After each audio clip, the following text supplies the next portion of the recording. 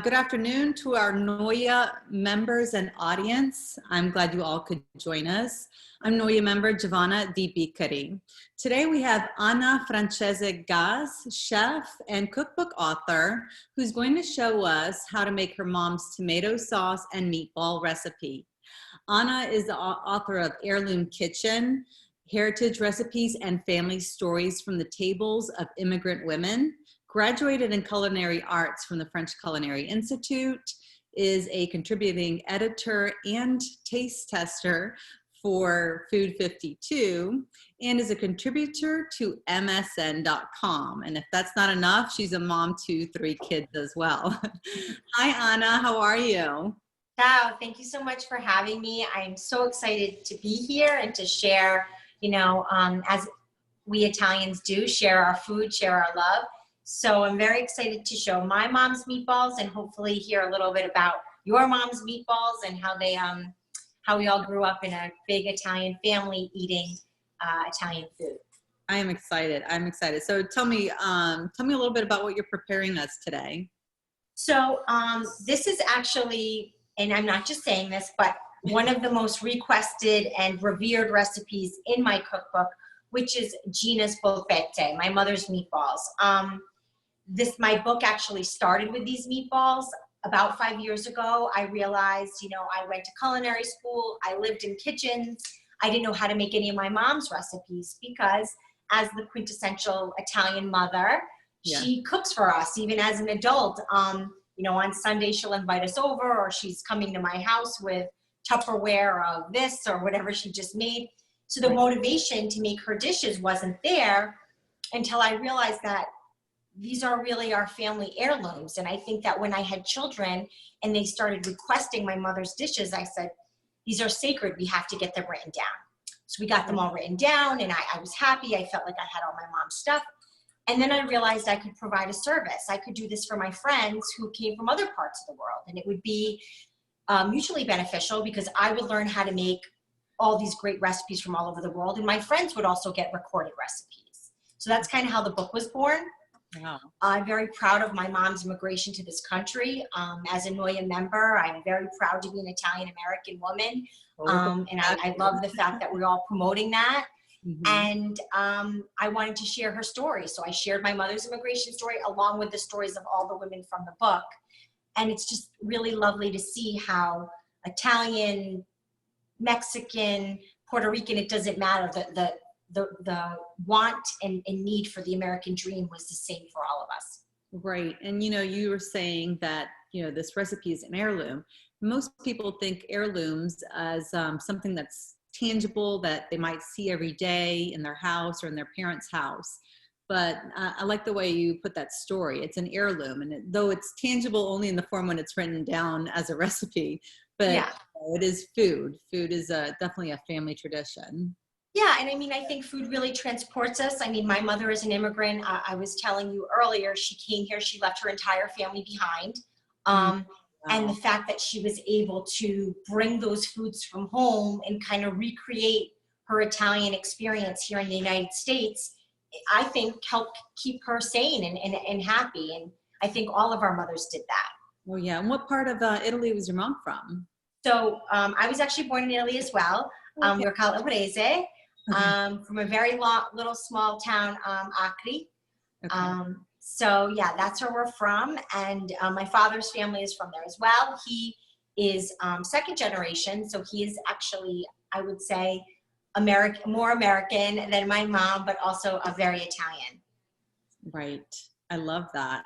I love that. They met each other. Who knew, two Italians meeting up in the States, I guess. So how old was your mom approximately when she moved over here? So I was 1, so my mom was 21, but my father was studying in Italy, and that's how their love story began. Oh, I thought you meant she moved here and then they met in the States. No, and I think that's also, why she's the only one from her family, because my mother's family did not immigrate to the U.S.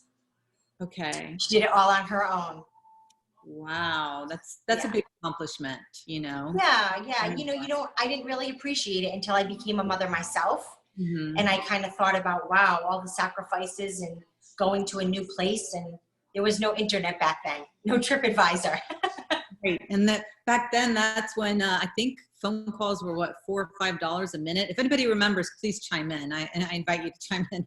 I don't remember, but I do remember phone calls were pretty expensive.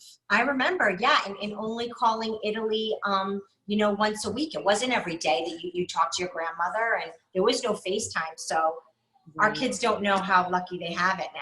They have it so good. They're so spoiled in so many ways. Anyway, let me get to cooking. I'm always talking. I got to talk and cook. So Okay. we're going to start with my mother's polpette, but I'm also going to show you how to make her tomato sauce. Some people call it brodo, sugo, marinara. There's a million names. It's red sauce at times put on pasta, but also for my mother, it's the secret ingredient in the meatballs, but it's also how she cooks the meatballs. All So right. typically calabrese, we do not fry or bake them. Okay. But if there's other calabreses on that do, that's totally fine. My family, I should say, we poach them.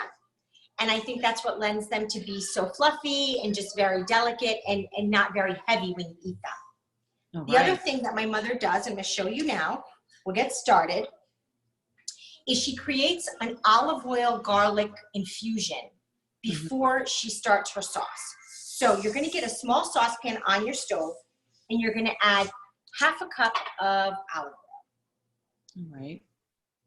And this olive oil is going to be the base for your sauce. And the reason being, it's going to have a whole bunch of delicious ingredients put into it, infused. It's going to make a very nice olive oil. And then it's going to go ahead and go into our sauce. Okay. Very nice. I So, love sharing your secret with us. It's not patented, huh? No, what's that?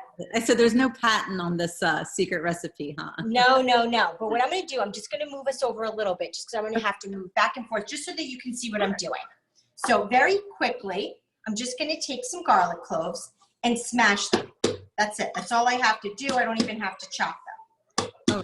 And then, so they're going to look like that. And then you're going to put them in the olive oil. All right, and they're going to go. Now your olive oil is going to be on a medium heat. You don't want it too hot or that garlic is going to burn. So that's going to be on a low heat. And then you're going to take your basil and you're going to put your basil in as well. Now your basil is, I have about 10 leaves here, whatever you have. That's also going to go in your olive oil. Nice. So that's going in. Now this is optional, but if you like a little heat to your sauce, you can add red pepper flakes. I add just a little bit. If I add too much, my kids complain, but I like that little bit of heat on the back of your tongue when you're having, you know, your tomato sauce. I feel like that's a great additive when you've got allergies or some sinus infection. You need to clear things out, then you add the pepper flakes. Yeah, absolutely. So again, I'm just going to move you a little bit over here, and I'm going to show you that now this is just, if you can see in there, it's just infusing. This is going to be a slow cook. I call it almost like a tea. Or if you go into any of your gourmet grocery shops and they have those flavored olive oils, Yes. that's all this is. You're creating your own flavored olive oil here. Okay. And you could make this, and you could use this for other things. You don't even have to make this just for the sauce. You can just have a flavored olive oil, dip bread in it, slather it on focaccia, whatever you want. So that's just going to cook away. Now, while this is infusing, we're going to just talk a little bit about our sauce. So when I make this, I like to use 32 ounces of crushed tomatoes. I use 2 of them. Okay. People do different things. It really just depends on what you want to do. Just hold on. I'm sorry, 1 second. No problem. You've got this, Hannah. My mouth is already watering. I know she's gone, but I'm ready for some bread and some of this tomato sauce to dip in. And if you guys want to chime in with anything or have any questions. So this is just infusing away. And that's just, like I said, it's a very slow heat. You don't want it to be burning the garlic or burning the basil. It's just making that olive oil nice and flavored. Okay. All right. So that's cooking away. And then once this is just, really just, it's going to take about 10 minutes. We're going to do it a little bit faster today just to kind of go through the process. So the reason it takes about 10 minutes is because it's going to be slow. But the reason you're going to know it's done is because your garlic is just going to start wrinkling and getting brown on the outside. Once you see that, it's ready. You don't want the garlic to burn because that actually taints the flavor of the oil. Right. Now, once this is done, what I always say is the garlic and the basil have done their job. We don't need them anymore. They can go home. So I strain that out, and that's just gonna sit. Okay. All right, so let's just move on over here. Alrighty. To our pot. So to the pot, what are you gonna add? You're gonna add your tomatoes. Now, there's so many different kinds of, I just don't wanna splatter. There's so many tomatoes at the grocery store, right? There's pureed, there's crushed. I always say it's up to you, whatever you think is best. My mom loves to get the whole tomatoes and crush them herself because, you know, she's an Italian mom and she likes things, you know, a certain way. I'm a little lazier. I get the ones that are already crushed or, you know, the peeled, because I think, you know, that's good. But again, it's whatever you use, whatever you enjoy. Right. And, you know, having it already crushed, you know, our day and age, I feel like our kids are, why not just already buy them all? Exactly. And then I don't know if your mother does this, but of course, what she always does, because you don't want to waste, is just fill this up with water, and then that goes into, because that helps it cook, and it also makes sure you're not wasting any of that lovely tomato sauce in there. So let me just get some water right there. It's like gold. All right, so now we have that in. Now we've made it, we've loosened up that sauce. We're going to add some tomato paste. I like to use about 2 tablespoons, and I just squeeze it in. That's why I like the tubes instead of the can, because, you know, with a can, I feel like once you open it, you have to transfer it, put it somewhere else. At least with the tube, I know what about 2 tablespoons in, get that going. Where did my, it ran away from me. Let me grab another wooden spoon. I'm gonna get this all mixed up together. How long do you let that sit there for, Anna? So this sauce, believe it or not, is gonna cook up to 2 hours because you're gonna put those meatballs in. And the thing with, you know, they call it the Sunday sauce, is the grandmothers would put it on in the morning and they'd let it cook all day. They'd put their pork ribs in, their, you know, all these different meats would go in, and then low and slow, and the longer it cooks, the better it tastes. Sure. Now, let's not forget, we have that olive oil. So now we're gonna put that in. So you have your tomatoes, you have your olive oil, and it's really that simple because the olive oil has all the flavors from the basil, all the flavors from the garlic, and now it's just gonna cook. So this, believe it or not, this whole part of the process is done. Your sauce is now just gonna cook for a few hours, but it's gonna cook with our delicious meatballs in there. Lovely. So I'm just gonna put this on minimum heat, cover it up, and now we're gonna make our meatballs. Move on back over. We can let that guy just do what he has to do, and we're gonna make the meatballs. All right, now, meatballs. By the way, Anna, you make it look so easy. Well, it's nice when you know you're not running all over and opening this. I did a lot of prep, so, and I tell people, you know, especially if you're not very confident in the kitchen, the more prep you do ahead of time, the easier it will feel. You take a couple minutes, read through your recipe. Always read your recipe first. You don't want to be surprised.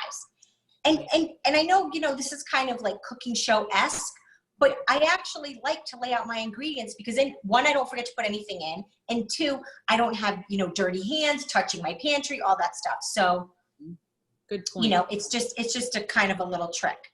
Now, to my meatballs, we call it the Holy Trinity, right? In Italian cooking, the veal, the pork, and the beef. Okay. Now, I know many Italian women will make all beef or all pork.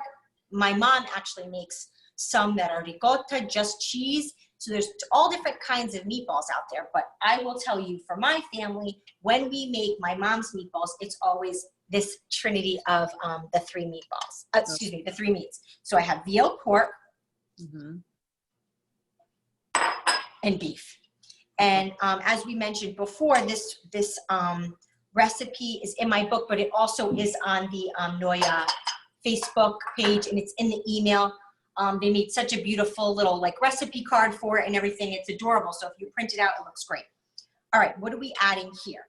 So one of the main things that definitely goes into meatballs is breadcrumb.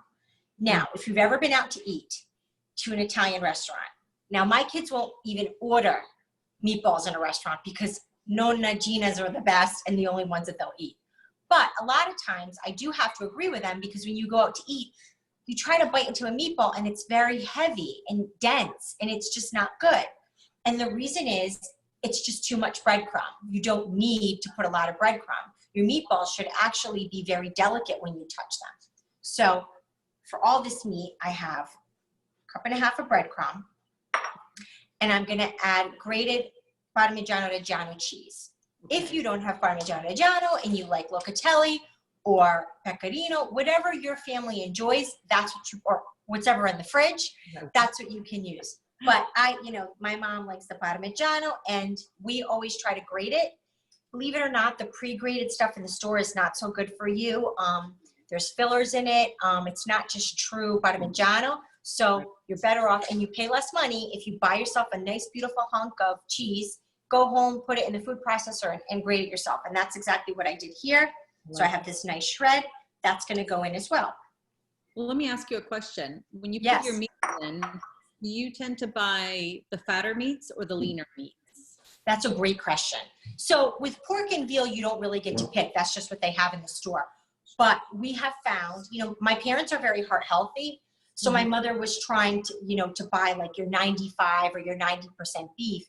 And it does compromise the meatballs. Gotcha. If you go with a fattier meat, more, a chuck, an 80, 85, I try not to do 80 just because that's really fat. Yeah. But an 85, you're going to have a little bit more tender of a meatball. So that's a great question.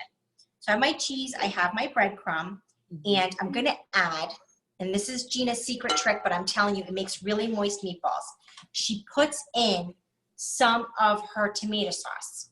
So the tomato sauce that you make goes in the sauce. Now, of course, it's the chicken and the egg situation because we just made the sauce. And sometimes you're not like me and always have some of Gina's sauce in the freezer, which I always do. If you don't, you can just take 1/2 cup of tomato sauce out of the jar. It doesn't have to be prepared, sugo or brodo. It can just be the crushed tomatoes going in. But I'm telling you, adding it in really does make a difference. All right. So that's going in too. What's that? What's that? Oh, how many cups of sauce? It's only 1/2 cup. Only half. It's 1/2 cup. Yeah. So we got that in. Just move this stuff out of the way. And then we're also going to do 2 eggs. Okay. And this is another way that people get tripped up with meatballs is they'll put in 3 or 4 eggs. And believe it or not, the eggs add to the denseness too. Okay. So when it comes to meatballs and many things in life, less is more, right? Right. All right. Look at me. I'm trying to be a pro and I got some shell in there. All right. Got that out. I'm going to add my other egg. And, I just like to beat it first because, oh my goodness, lots of shell.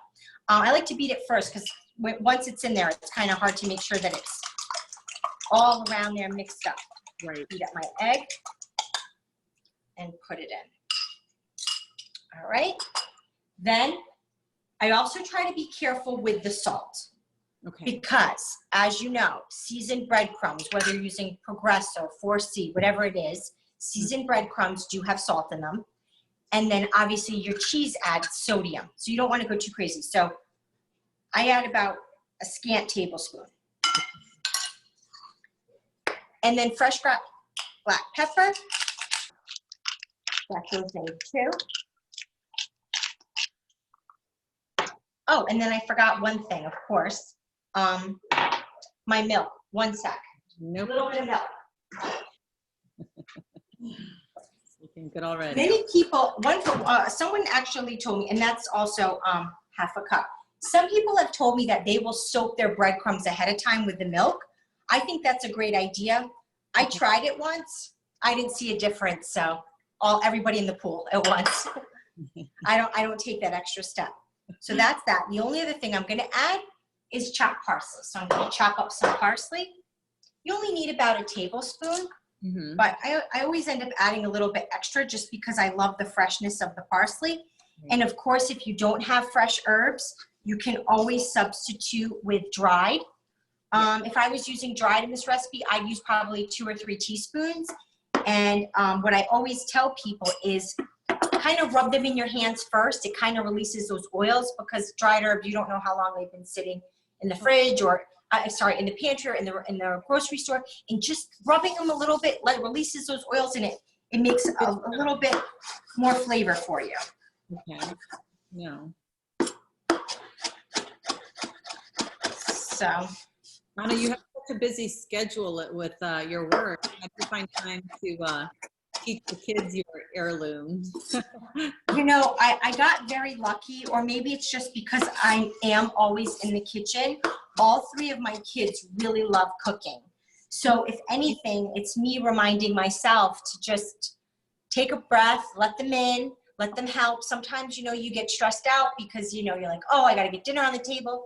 But I do think it's important to get the kids in the kitchen. And funny enough, growing up, my mother was always resistant to us being in the kitchen because of that. She'd come home from work, she was exhausted, she had to cook. You know, there was no takeout, delivery, restaurants. My mom cooked every night. And it was really my dad that would remind her, like, okay, you're making a lasagna, teach the girls how to make it. I do have a sister who's 4 years junior to me, and we would get in the kitchen with her, and she would let us help, and she'd take her deep breath, and I now found myself doing the same thing. That's so cute. And letting them in. And, you know, I think it's incredibly important to know how to cook. I'm not saying, you know, you got to go to culinary school or be a gourmet chef, but it's about self-reliance. And I think one thing that was very interesting during this quarantine is people realized, like, the delivery guy's not coming, the restaurants are closed. For a long time, people were actually even fearful to eat food from outside. Right. And many were stuck. Many did not know how to cook. Right. And they were like, what am I going to do? And that's why I tell my kids, you know, unless you want to live on boxed mac and cheese and ramen noodles, you got to learn at least the basics, right? Right. I remember during, you know, the first period of the quarantine, you'd find a lot of items sold out, even baking items sold out. So unless you were resourceful and you knew how to,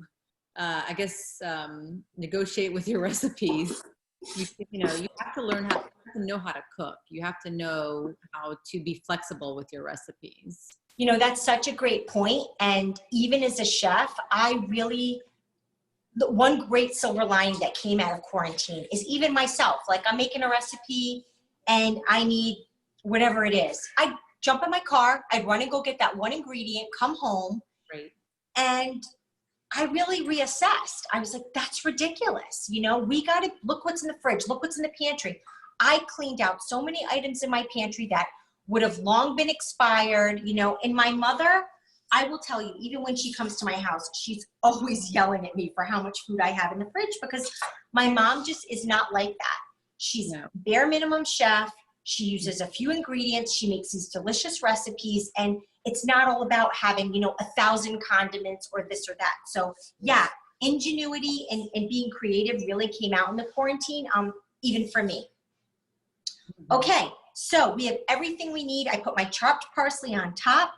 Okay. And what I usually do is I give everything like a little bit of a mix. And then, believe it or not, I get in there with my God-given tools, my hands. Because the reason I think that hands are good for this, and obviously clean hands, is you're not really manipulating the ingredients too much. You're not chopping everything up. You're keeping everything nice and delicate. And what I really do is I just get in there and I scoop. And I'm just mixing everything up. And then I'm looking with my eyes to make sure that my veal and my pork and my beef are getting fully incorporated. Because, you know, everything plays a really important role in meatballs. Mm-hmm. So the veal is very tender. The beef provides the fat. The pork provides the flavor. So you're really getting something from everything. And then, of course, you got the bite of the cheese. You have the breadcrumbs holding everything together. And like I said, I think that sauce that my mom, you know, and this is something that my grandmother, this is something taught from her mother so many years ago. The sauce provides that moistness that, you know, when you bite in and you know, it really is just melts in your mouth, as opposed to feeling like you're chomping down on a golf ball. you know you've been out to eat and you've eaten a meatball like that. Right. Well, listen, while you do that, let me throw out some viewer questions and comments. Is that all right with you? Absolutely. All right. So we have one question from, pardon me if I mispronounce your name, Humaira. Is your ricotta ball recipe included in your book, Heirloom Kitchen? Is it really all ricotta, no meat? Sounds great. What's your Yes. So funny. The ricotta balls are actually my middle daughter's favorite. And it's funny that we call them ricotta meatballs because there actually is no meat in them. It's a vegetarian ball.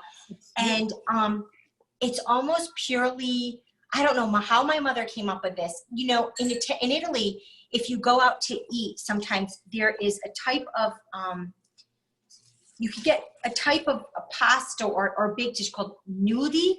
And a nudi is pretty much a ricotta ball. And that's what my mother did. So it's breadcrumb, it's eggs, and it's ricotta. It's not an Heirloom Kitchen, maybe in the sequel. I couldn't, my mom has a big section of this book, and I needed to have some room for other people too. But no, it is an excellent recipe. Okay, so maybe your next book we'll look for. Yeah. Okay, next question from Alice. Do you grow your own herbs at home? I do, yes. And if you notice, that's probably my basil leaves are very small because they're still not very mature. Yeah, you know, my son really loves gardening. And, you know, when we first started interacting again with my parents after a very long time away from them, which was very hard, you know, we started with kind of socially distancing outside. And the way we socially distanced in the beginning was planting the garden. So he got out with my parents and they did the garden. So we have a garden.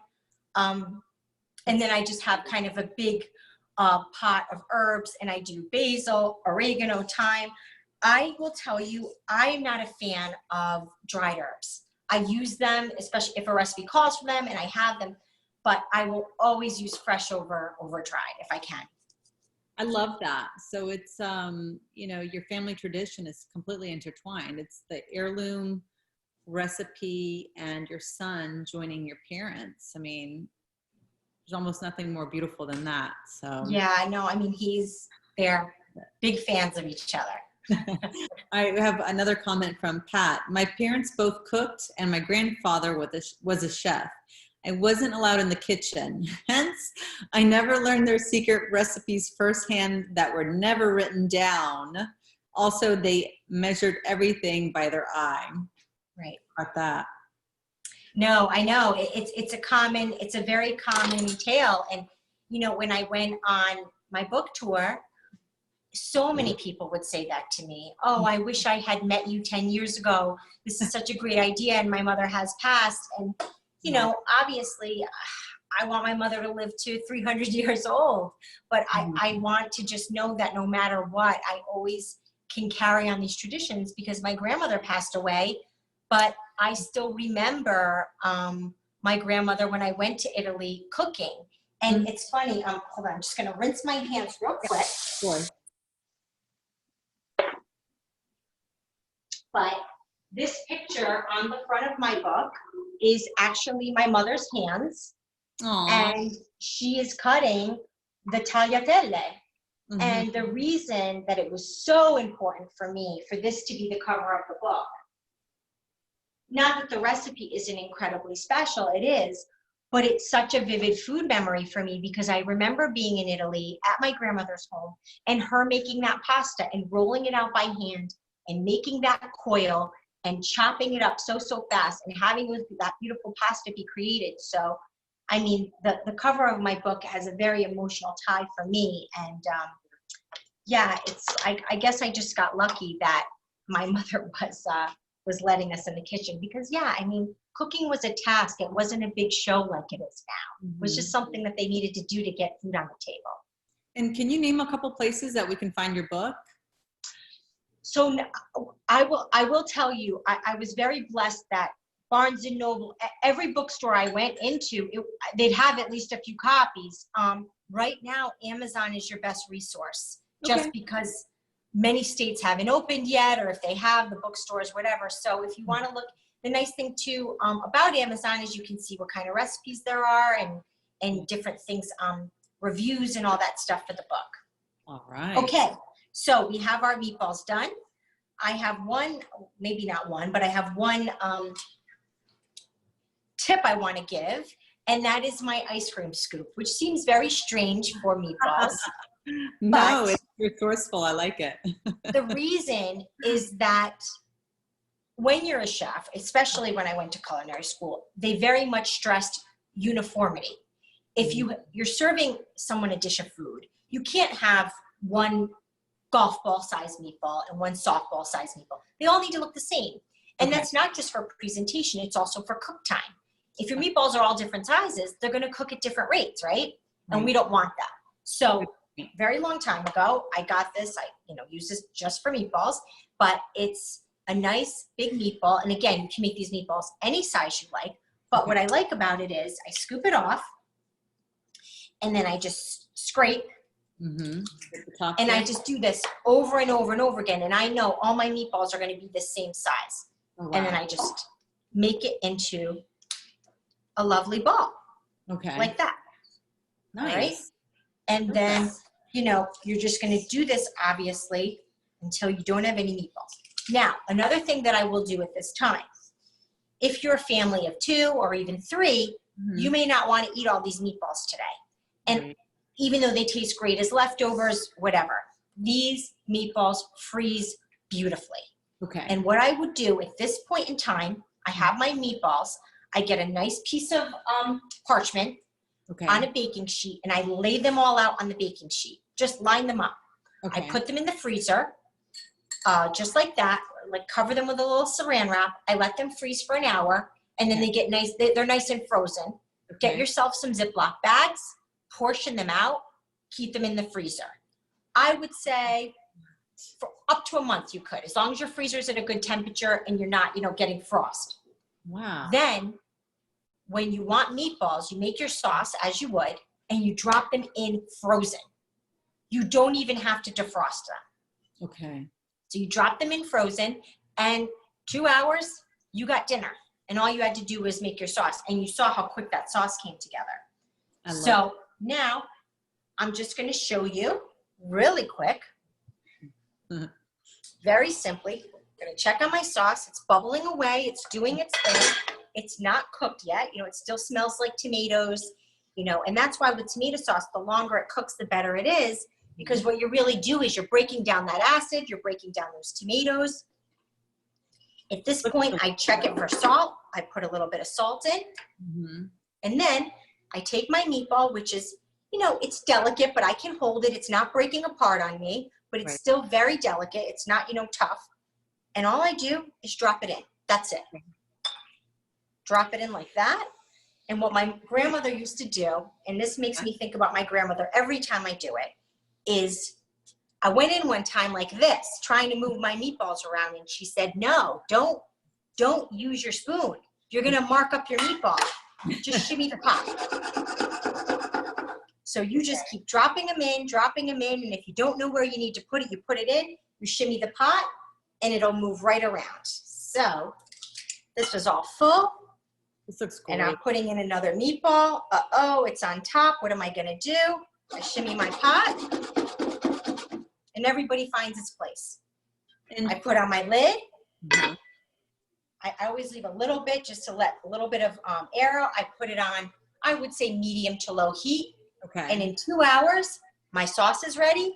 Okay. And my meatballs are ready. Now, 45 minutes in, your meatballs are cooked. Gotcha. They're small enough.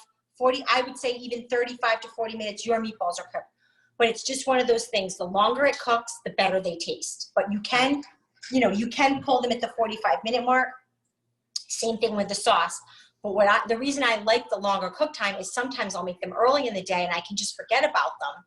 And then they're ready when they're ready. The other thing that my mother did once, and it worked out very well, I don't know where she was going, she put them in the slow cooker in the morning. And it worked. It worked fabulously. So if you're someone that works and you want to get this done in the morning before you head out the door, or if you were thought ahead of time and you got your frozen meatballs out of the freezer, make your sauce, put on your slow cooker, go to work, come home, and you're a kitchen hero.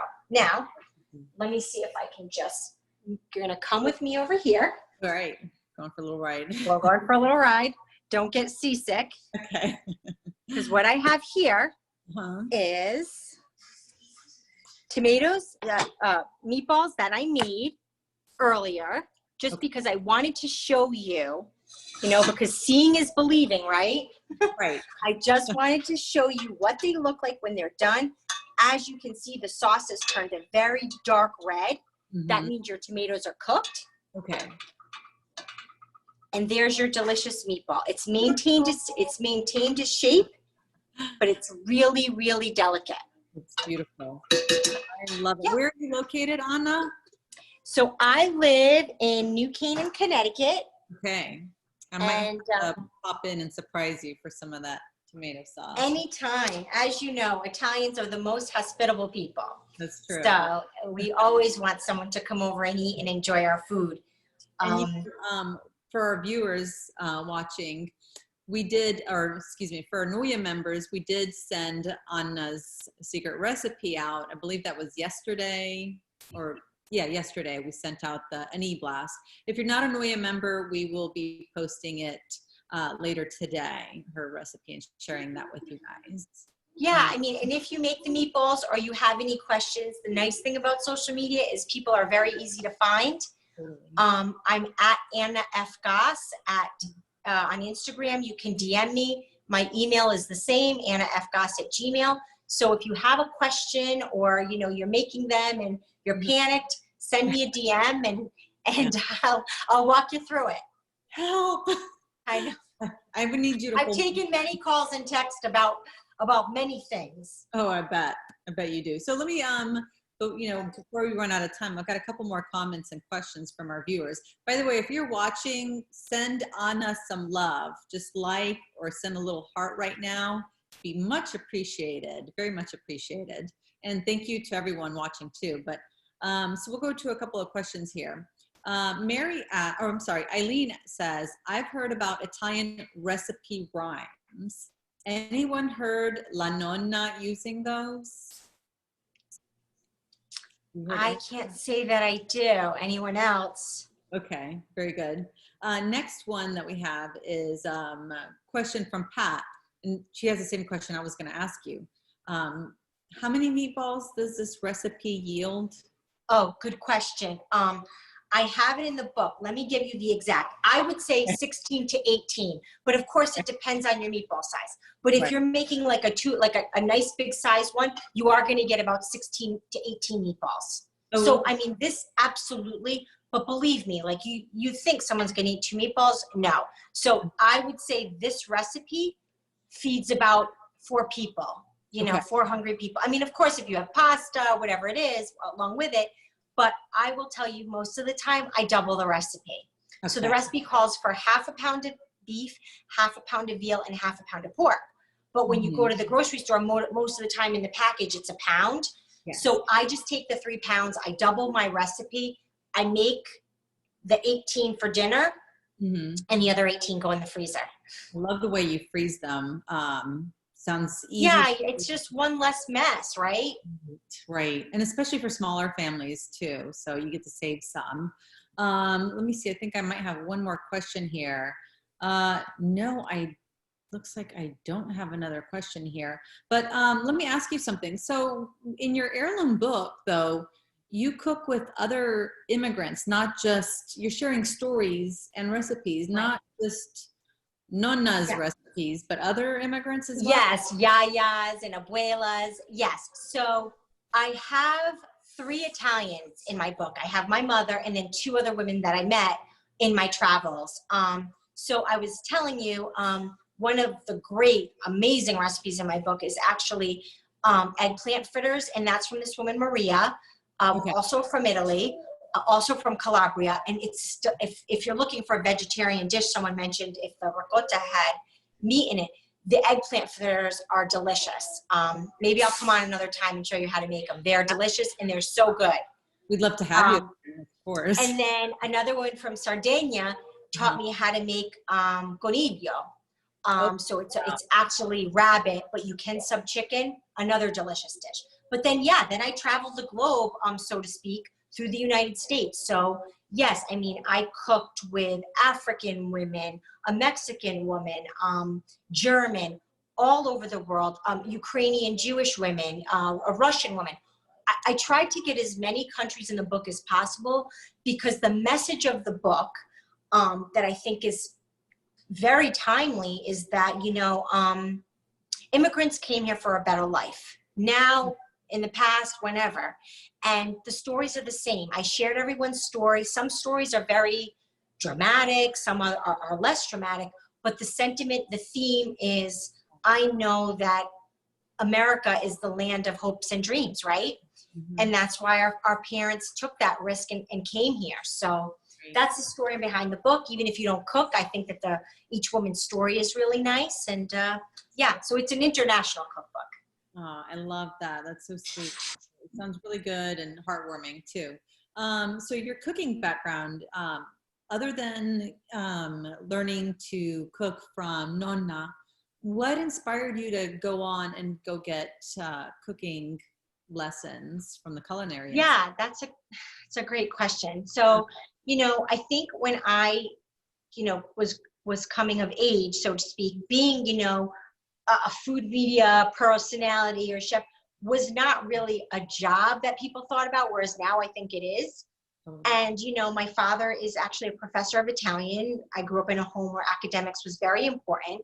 So, you know, I went to NYU, I studied psychology, and I thought that was going to be my path. Yeah. I ended up working in business. When I graduated, I got a job with a very good pay, and I was kind of enamored with that, and I went off into business. But it wasn't really following my heart.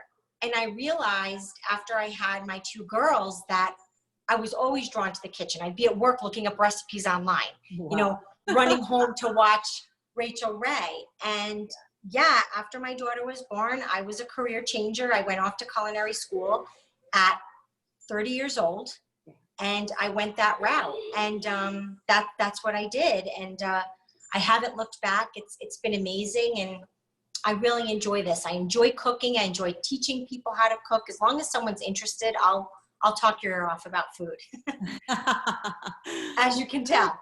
Yeah, no, I love your passion about it. That's really good because I think, and I also love finding stories like that of people who have a career change. It's like they think that they're supposed to be doing one thing, and in fact, they go follow their passion. So I really like that about you. You know, going to culinary school, that's a big accomplishment.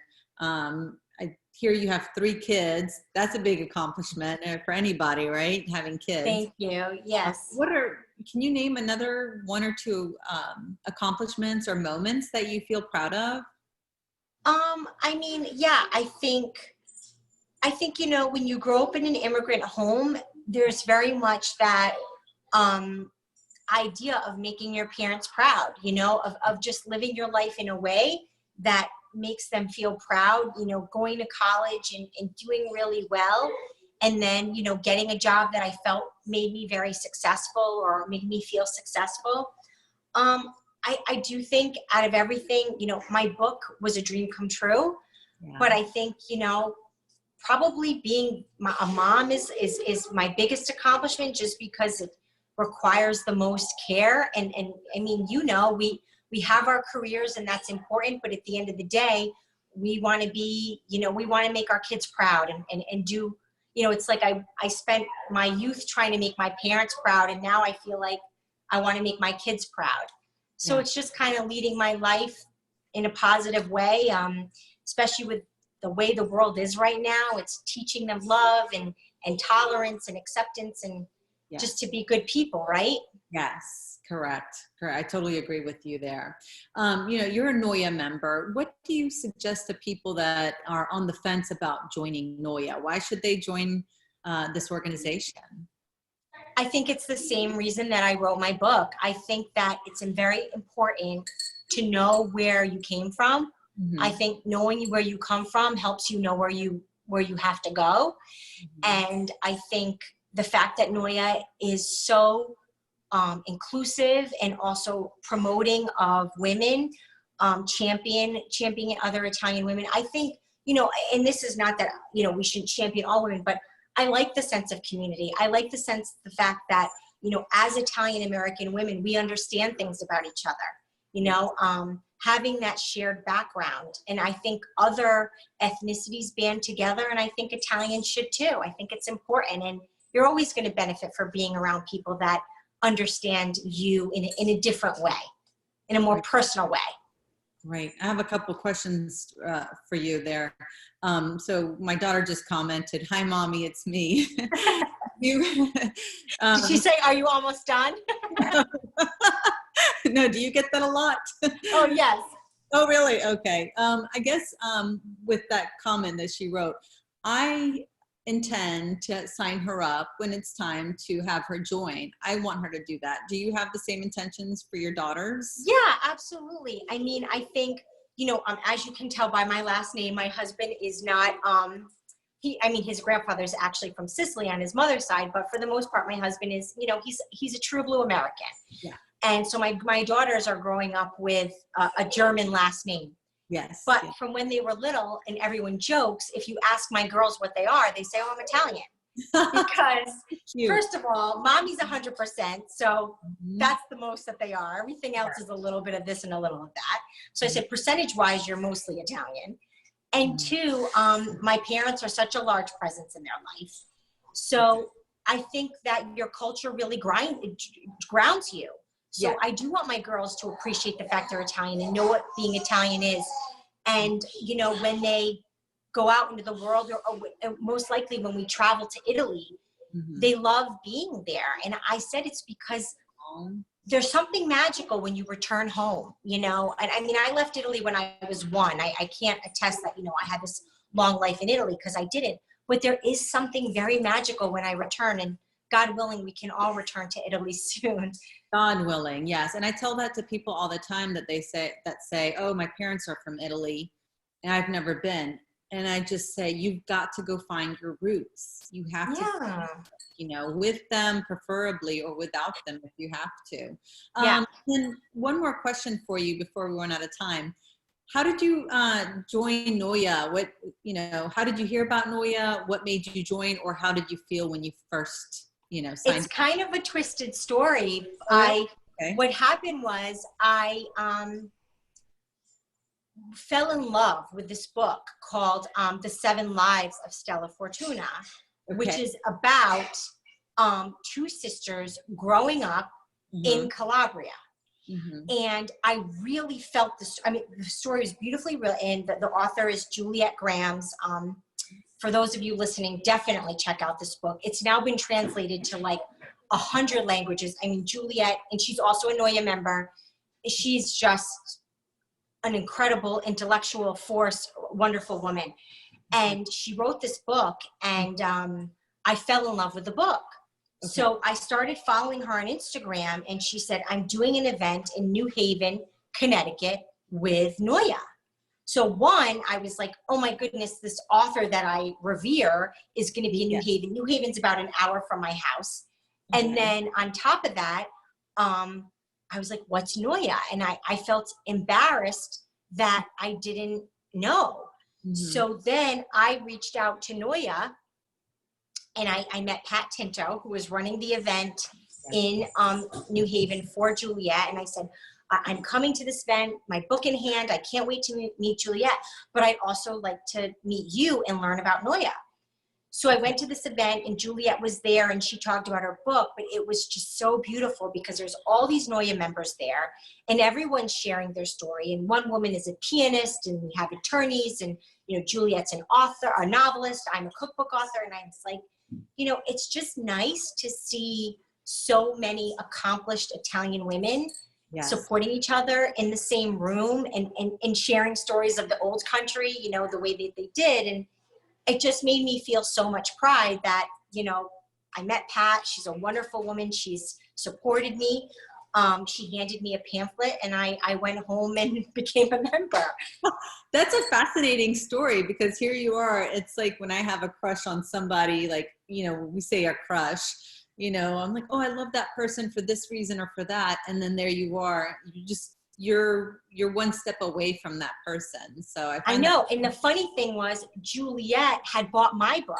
So she brought my book to the event to sign for her, and to prove to me that she didn't buy the book just because she knew I was coming. She sent me a photo of her son, and her son is older now. Like, her son is an infant holding my book. So I was like, see, I want you to know I knew about your book before I knew, whatever. So, and, it's a great book, and it talks about Calabrese women and coming to the US and the struggles that they faced. And it's a book, I think, as an Italian-American woman, you just dive into and you can't stop reading. I'll have to pick that book up. And maybe we should do one of our live streams with this author as well. Oh, absolutely. I know she and Pat are very close. So. Okay, yeah, and Pat, just for our viewers, Pat just wrote the name of the book. Thank you, Pat. Perfect, yeah. For comments here. And if you're loving what you're watching, please hit the like button for us. We love seeing those likes and those hearts go up the screen. Anything else you'd like to share with us, Anna, before we let you go? I think I've talked these women's ears off. I hope that they've enjoyed this recipe. And like I said, check out my website if you're looking for inspiration of just different types of food. I have a lot of Italian food on there too. And like I said, I'm very accessible and happy to answer any question of a NOIAW member. And if you're in Connecticut, let me know. Yes, definitely. And what's your Instagram again? It's just at Anna F. Gass. So it's just my first name, my maiden initial, and Gass.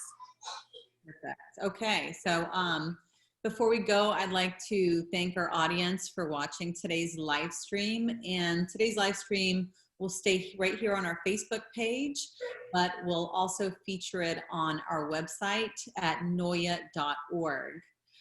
If you'd like to share the link with your friends, I invite you to do that as well. Anna, we really appreciate your time and sharing your secret recipe, your mom's secret recipe with us. That's a big deal. Yeah, the pleasure was mine. I really enjoyed it. The questions were great. And like I said, it's nice to share your passion with people that, you care about. So thank you for having me. All right. And we hope to have you another time, maybe? Anytime you call. I'm home. Okay. Perfect. All right. Thank you so much, and have a great day. Thank you so much. All right. All the best to you all. Thank you. Bye. Thank you. Bye.